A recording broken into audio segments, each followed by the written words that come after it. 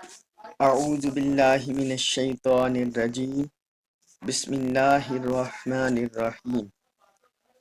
وقد اور بے شک مکر مکر و فریب کیا الذین ان لوگوں نے من قبلہم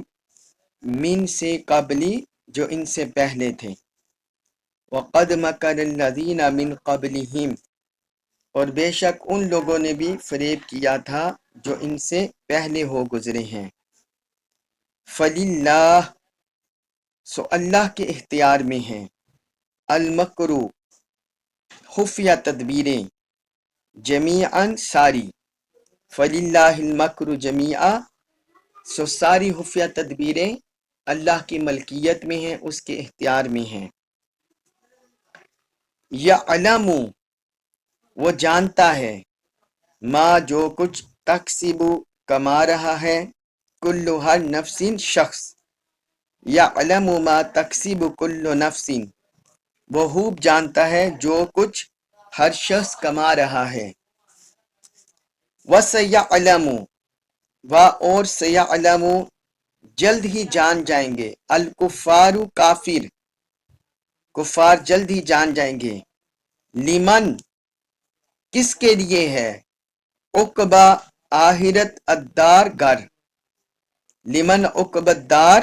آخرت کا گھر کس کے لیے ہے۔ اس آیت مبارکہ میں اللہ رب العزت نے حضور صلی اللہ علیہ وآلہ وسلم سے پہلے انبیاء کرام کے دور میں جو کفار کا وتیرہ رہا ہے اس کا ذکر کیا ہے، اور اللہ تعالی نے اپنی پکڑ، اپنی گرفت اور جزا و سزا کے نظام کو ذکر کیا ہے۔ فرمایا وَقَدْ مَكَرَ الَّذِينَ مِنْ قَبْلِهِمْ اور بے شک ان سے پہلے جو لوگ تھے وہ بھی مکر و فریب کرتے رہے ہیں۔ من قبلہم ان سے پہلے، یہ اشارہ ہے جو پیچھے اہل کفر، اہل طاغوت، مشرکین کا ذکر گزر چکا ہے، یہ ان کی طرف اشارہ ہے کہ جس طرح یہ ابھی حضور صلی اللہ علیہ وسلم کے دور میں مکر و فریب کر رہے ہیں، اسلام کے خلاف سازشیں کر رہے ہیں، تو اسی طرح جو ان سے پہلے اہل کفر گزر چکے ہیں وہ اپنے زمانے کے انبیاء کرام کے ساتھ کرتے رہے ہیں۔ فَلِلَّهِ الْمَكْرُ جَمِيعًا تو جو سارا جو خفیہ تدبیر ہے وہ اللہ کے اختیار میں ہے، اللہ کے قبضے میں ہے۔ یہ پہلے بھی ہم ذکر کر رہے ہیں کہ ایک معنی جو مخلوق کے لیے مذموم کے طور پر استعمال ہوتا ہے، کوئی بھی لفظ جب اللہ کی ذات کے لیے وہ لفظ استعمال ہوتا ہے تو پھر ہم وہی معنی اللہ کی ذات کے لیے نہیں کرتے، کیونکہ یہ باری تعالیٰ کے ادب کے خلاف ہے۔ تو یہاں جب رب کے لیے المکرو کا معنی ہوگا تو مکر و فریب کے معنی میں نہیں ہوگا، بلکہ خفیہ تدبیر کے معنی میں ہوگا، کیونکہ جو شاطر ہیں، کفار ہیں، وہ مکر و فریب کرتے ہیں لوگوں سے چھپا کر، لوگوں کو چاپلوسی سے دھوکہ دہی کرتے ہیں، اور جو اللہ رب العزت کی خفیہ تدبیر ہوتی ہے اور ان کے جو مکر و فریب کو توڑنے کی تدبیر ہوتی ہے، اس لیے اللہ کی ذات کے لیے اور معنی ہوگا، باقی جو نیگیٹو حوالے سے اس کا، باقی جو نیگیٹو لوگ ہیں ان کے لیے ہوگا۔ تو اللہ تعالیٰ نے فرمایا اسی طرح کا مکر و فریب جو اہل کفر تھے وہ گزشتہ انبیاء کرام کے ساتھ کرتے رہے، گزشتہ قوموں میں ہوتا رہا، لیکن پھر کیا ہوا، ساتھ ہی ذکر کر دیا کہ ساری خفیہ تدبیریں اللہ کے ہاتھ میں ہیں، ان کے مکر و فریب کو توڑنا یہ اللہ کے قبضے میں ہے۔ تو جتنے بھی انہوں نے مکر و فریب کیے، اہل کفر نے، اہل طاغوت نے، رب تعالی نے اپنی تدبیر سے ان سب کو کاٹ دیا اور ان سب کے منصوبے درے کے درے رہ گئے۔ جس طرح دیکھیں کئی انبیاء کرام کو انہوں نے قتل کرنے کا، شہید کرنے کا پروگرام بنایا، حضرت صالح علیہ السلام، حضرت شعیب علیہ السلام، باقی انبیاء کرام، اس طرح حضرت موسیٰ علیہ السلام کے کتنے خلاف رہے، پھر حضرت ابراہیم علیہ السلام کی وہ کیسے آگ میں ڈالا گیا. تو ان سارے اہل کفر کے مکر و فریب کو رب نے اپنی خفیہ تدبیر سے ناکام بنا دیا. اس لیے آگے فرمایا یعلم ما تکسب کل نفس، وہ ذات خوب جانتی ہے، ہر شخص جو بھی کما رہا ہے اللہ تعالیٰ اسے خوب جانتا ہے کہ جو کوئی اچھا عمل کر رہا ہے رب اس سے بھی واقف ہے، جو برائی کر رہا ہے رب اس سے بھی واقف ہے، خیر کرنے والے کو بھی جانتا ہے، شر کرنے والے کو بھی جانتا ہے، اور انسان نے اپنے دل میں کیا چھپا رکھا ہے اور کیا ظاہر کرتا ہے رب اس کو بھی جانتا ہے. تو اس لیے انسانوں کے جو مکر و فریب ہے حق کے بارے میں اللہ تعالیٰ ان کو الٹ پلٹ کر دیتا ہے. وَسَيَعْلَمُ الْكُفَّارُ لِمَنْ عُقْبَى الدَّارِ، اور کفار جلدی جان جائیں گے کہ آخرت کا گھر کس کے لیے ہے. یہاں اللہ تعالیٰ نے آخرت کا انجام اس بارے میں تفریق کر دی کہ دنیا میں تو تم مکر و فریب دیتے رہو گے، اسلام کے ماننے والوں کے، نبی کے پیروکاروں کو، اللہ کے موحدین کو دنیا میں مکر و فریب کا جال بنتے رہو گے، لیکن جس وقت آخرت میں پیش ہوگے تو پھر پتہ چل جائے گا وہ آخرت کا گھر، آخرت کی نعمتیں کس کے لیے ہیں. تو ظاہراً بات ہے وہ اہل ایمان کے لیے ہیں، سارے کافر اس سے محروم ہیں اور ان کو اس میں کوئی حصہ نہیں ملے گا. اس کے بعد ہے سورۃ الرعد آیت نمبر 43، آخری آیت مبارکہ سورۃ الرعد کی. اس میں فرمایا وَيَقُولُ، اور کہتے ہیں، الَّذِينَ، وہ لوگ، کفروا، جنہوں نے کفر کیا. وَيَقُولُ الَّذِينَ كَفَرُوا، اور کافی لوگ کہتے ہیں، لَسْتَ،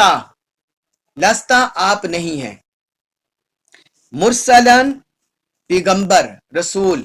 لَسْتَ مرسلن، آپ رسول پیغمبر نہیں ہیں. قل، آپ فرما دیں، کفا، کافی ہے، باللہ، اللہ، شہیدم، گواہ، بینی، درمیان میرے، و بینکم، اور درمیان تمہارے. کلا، فرما دیں، کفا باللہ شہیدم بینی و بینکم، میرے اور تمہارے درمیان اللہ گواہ کافی ہے. ومن، اور وہ شخص،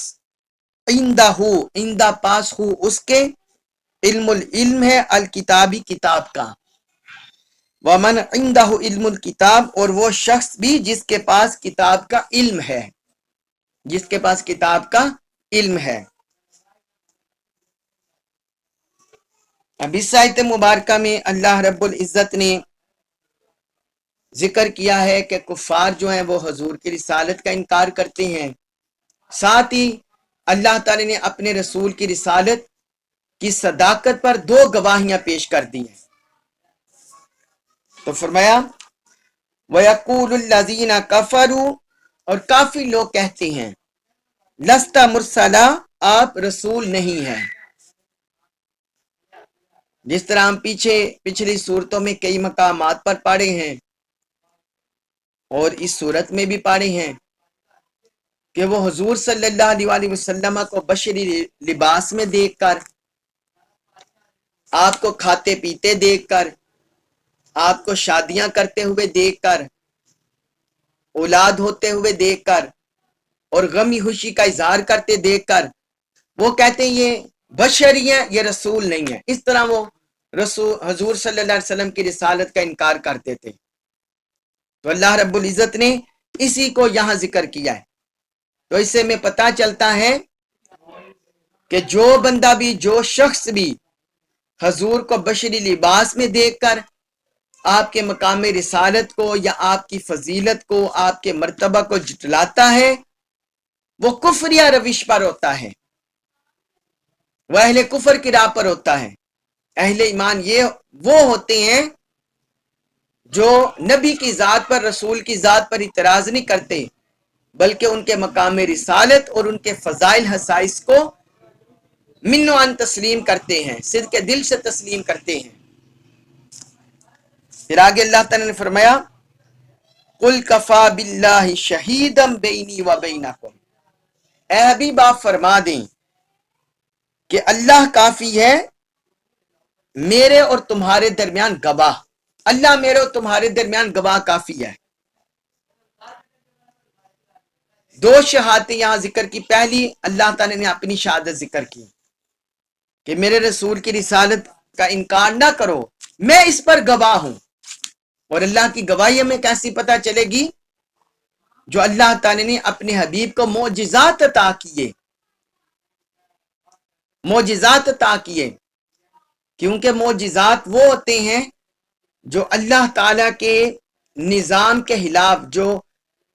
عادی نظام ہوتا ہے، جاری نظام ہوتا ہے، اس کے خلاف کوئی واقعہ وقوع پذیر ہوتا ہے، اسے معجزہ کہتے ہیں، جسے عقل ماننے سے قاصر ہوتی ہے، عقل اسے تسلیم نہیں کرتی، اسے معجزہ کہتے ہیں۔ ہر کے عادت واقعہ جو نبی کے ہاتھوں پر صدور ہوتا ہے، جس طرح حضور جس وقت چل رہے ہوتے، جا رہے ہوتے، تو پتھر آپ کو سلام کرتے، آپ سے کلام کرتے، سلام کرتے، کلام کرتے، درخت اپنی جڑوں سے کٹ کر آپ کی بارگاہ میں حاضر ہو جاتے، کنکر آپ کے ہاتھ مبارک پر کلمہ پڑھنے لگ جاتے، اور جو جانور ہیں طرح طرح کے، گو ہو گیا، ہرن ہو گیا، وہ آپ کی رسالت کے گن گانے لگے آپ کے سامنے اور کفار کے سامنے۔ اسی طرح پھر سب سے بڑا معجزہ حضور کی رسالت کی حقانیت پر وہ قرآن ہے، جو قیامت تک سارے انسانوں کے سامنے ہے، جس نے چیلنج کر دیا ساری انسانیت کو کہ اس جیسی کوئی صورت بنا کر لاؤ، کوئی 10 آیتیں بنا کر لاؤ، طرح طرح سے کوئی اس جیسا قرآن بنا کر لے آؤ، جنوں انس کو چیلنج کر دیا۔ تو یہ ہے اللہ کی طرف سے شہادت، گواہی اپنے حبیب کی رسالت پر، حقانیت پر۔ اور دوسرا ساتھ اللہ تعالیٰ نے فرمایا، دوسری شہادت وَمَنْ عِنْدَهُ عِلْمُ الْكِتَابِ، اور جس شخص کے پاس کتاب الہی کا علم ہے وہ بھی آپ کی رسالت پر گواہ ہے۔ کتاب الہی کا صحیح علم جس کے پاس ہے وہ بھی آپ کی رسالت پر گواہ ہے۔ اس میں متعدد اقوال ہیں کہ ان سے کون مراد ہے، کتاب الہی کا علم جس کے پاس ہے وہ کون مراد ہے؟ تو پہلا قول اس میں یہ ہے کہ اس سے مراد حضرت عبداللہ بن سلام رضی اللہ عنہ ہیں، جو پہلے یہودی عالم تھے، بعد میں حضور کا انہوں نے کلمہ پڑھ لیا، مسلمان ہو گئے۔ ان سے بھی ایک روایت مروی ہے، وہ کہتے ہیں کہ میرے متعلق اللہ تعالیٰ نے 2 آیتیں نازل کی ہیں، تو ان میں سے ایک آیت انہوں نے یہ والی پڑھی، قُلْ كَفَى بِاللَّهِ شَهِيدًا بَيْنِي وَبَيْنَكُمْ وَمَنْ عِنْدَهُ عِلْمُ الْكِتَابِ، کہ جس کے بعد کتاب الہی کا علم ہے، تو کہتے ہیں اس سے مراد میں ہوں۔ یہ سنن ترمذی میں حدیث ہے، حدیث نمبر 3803۔ بعض مفسرین اس پر اعتراض کرتے ہیں کہ یہ جو سورۃ الرعد ہے یہ مکی ہے، اور حضرت عبداللہ بن سلام رضی اللہ عنہ وہ مدینہ شریف میں مسلمان ہوئے، مدینہ طیبہ میں، لہٰذا یہ آیت ان سے متعلق نہیں۔ لیکن ہم اس پر کہتے ہیں، مفسرین نے بھی جواب دیا کہ قرآن میں بعض ایسی صورتیں ہیں، بعض صورتیں مکی ہیں لیکن ان میں کچھ آیات مدنی ہیں، اور بعض صورتیں مدنی ہیں لیکن ان میں کچھ آیات مکی ہے، تو اس لیے ممکن ہے کہ اس سے مراد حضرت عبداللہ بن سلام رضی اللہ عنہ ہوں۔ پھر بعض مفسرین کہتے ہیں کہ اس سے مراد اہل کتاب کے وہ علماء جو حق کی شہادت دیتے تھے۔ حضرت قتادہ سے یہ تفسیر بھی مروی ہے کہ جو اہل کتاب میں مسلمان ہوئے حضور کے دور میں وہ مراد ہیں، جس طرح حضرت عبداللہ بن سلام، حضرت سلمان فارسی، حضرت تمیم داری رضی اللہ عنہم اور دیگر اہل کتاب صحابہ یا تابعین. تو یہ دوسری تفسیر ہے. تیسری تفسیر اس میں یہ ہے، حضرت عبداللہ بن عباس رضی اللہ عنہ سے مروی ہے، وہ کہتے ہیں کہ اس سے جو بھی یہود و نصارہ کے علماء، جو بھی یہود و نصارہ کے علماء، وہ سارے اس سے مراد ہیں. وہ اس طرح کہ تورات ہو یا انجیل ہو، زبور ہو، ان ساری کتابوں میں حضور صلی اللہ علیہ وسلم کی بعثت کا تذکرہ تھا، تذکرہ موجود تھا، اور ان سب علماء کو پتا تھا کہ حضور صلی اللہ علیہ وسلم آخری نبی ہیں، آپ تشریف لانے والے ہیں. اگر وہ چھپاتے ہیں، جنہوں نے چھپایا ان کا گناہ ان پر ہے، لیکن وہ جانتے تھے کہ آخری دین بھی ہونا ہے، آخری امت بھی ہونی ہے، آخری نبی تشریف لانے ہیں. تو وہ کہتے ہیں ان سے مراد یہ ہے. اور بعض مفسرین اس کا عمومی معنی لیتے ہیں، وہ کہتے ہیں کہ اس سے مراد اہل ایمان ہے، جن کے پاس قرآن کا علم ہے، جو اللہ پر، اللہ کے رسول پر ایمان لائے اور انہوں نے کتاب کا علم حاصل کیا. اس سے مراد وہ سارے مؤمنین ہیں. ان میں خلفائے راشدین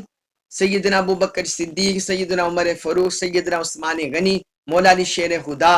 رضوان علیم اجمعین سے لے کر آج تک کے تابعین، اتباع تابعین،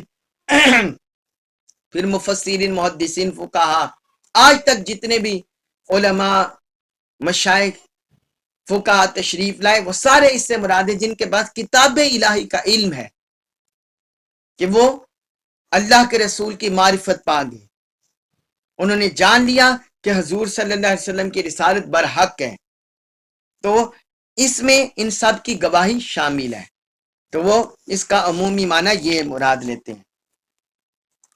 اللہ تبارک و تعالی سے دعا ہے کہ اللہ رب العزت ہمیں کفر، اہل طاغوت کے ہتھ کنڈوں سے ہماری حفاظت فرمائے، سازشوں سے حفاظت فرمائے، کفر شرک سے حفاظت فرمائے، ہمیں اپنے اپنے حبیب مکرم صلی اللہ علیہ وسلم پر کامل ایمان، محبت، اطاعت نصیب فرمائے، ہمارا جینا مرنا اسی پر بنائے. اور جو سورۃ الرعد میں ہم نے پڑھا ہے، جو کمی کوتاہی ہوئی ہے، رب تعالیٰ درگزر فرمائے، ہمیں کما حق کو فہم نصیب فرمائے اور اس پر عمل پیرا ہونے کی توفیق عطا فرمائے. وما علیہ الا البلاغ المبین.